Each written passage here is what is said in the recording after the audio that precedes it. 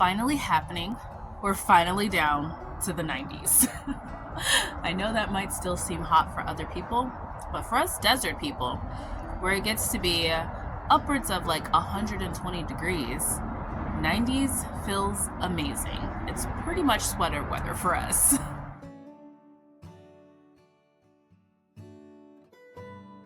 Hi everyone, welcome back to my channel. I'm Shamira Benson, one part of Team Benson, and it is nice. It's so nice.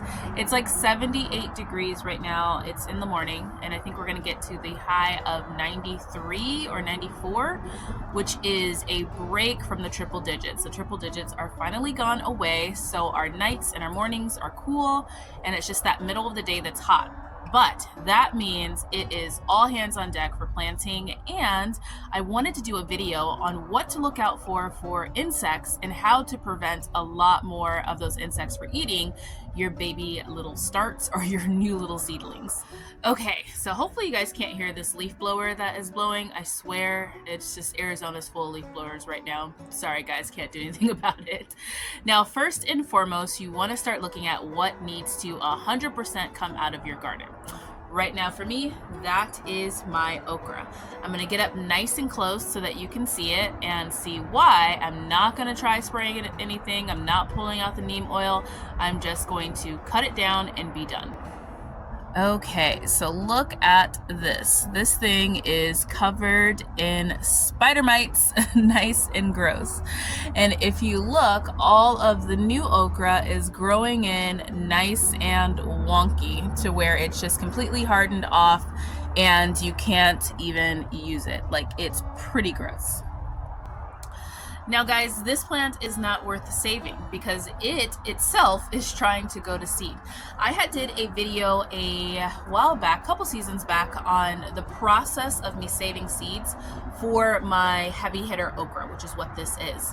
And it was a long process of watching it die and watching the plant do what it needed to do in order to make the most viable seeds I have ever saved.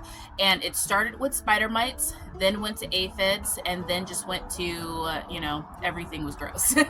And then we had nice seeds that were viable that I was able to share with many of you that are now growing this exact same plant.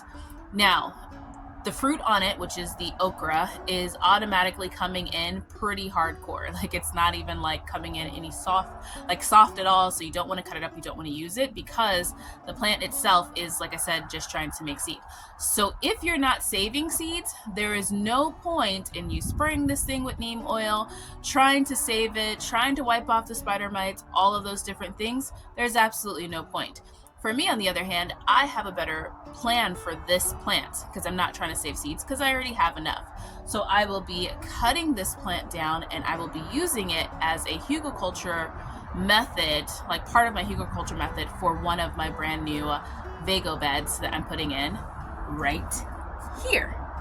So now let's talk summer veggies that you can still grow here in the desert because we don't get a first frost until, like, I don't know, February, so we can still plant some summer veggies, but those summer veggies still like heat and we need to be able to provide those to those summer veggies. So this is what I mean.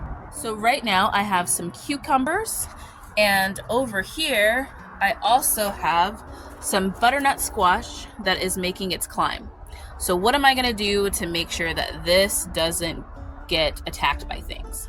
So one of the things you'll find attacking both these plants at a early stage is going to be your powdery mildew. So how to prevent powdery mildew is to keep that plant hot and also don't let it get covered up with any type of rain, like covered up to where it's getting like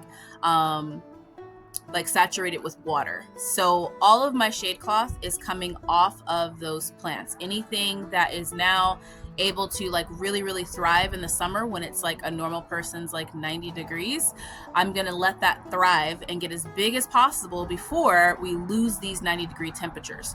So all of my eggplant, my squash, my cucumbers, the tomatoes, the peppers, all of their shade cloth is coming off and they're gonna enjoy these last bit of 90 degrees. Now let's talk the winter veggies that need to survive the fall. So I'm talking things like my nice little collard greens and also my bok choy.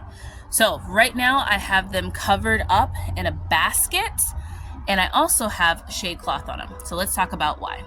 Why the baskets? The thing that's going to be eating your brassicas right now at this time is going to be the cabbage looper. The cabbage looper comes from that little white moth that flies around your garden.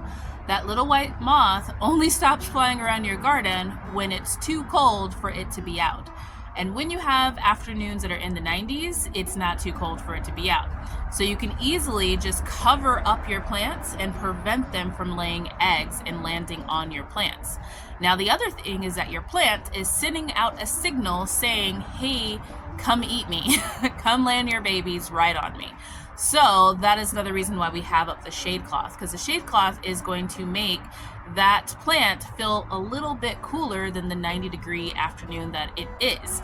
So if you do all of those things, you can protect your plant from getting eaten.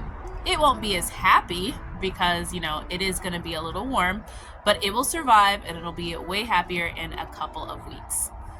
So those are just a few of my tips. You guys can share some of your tips down below. Let me know what type of insects you guys are seeing, and maybe I can help you through it. Or funguses like your powdery mildew, because those also attack your garden. So I hope that you guys are planning out your fall gardens. I hope they're becoming nice, big, and beautiful. And until next time, grow yourselves a garden, because even a small space can provide you with tons of food. Bye, guys.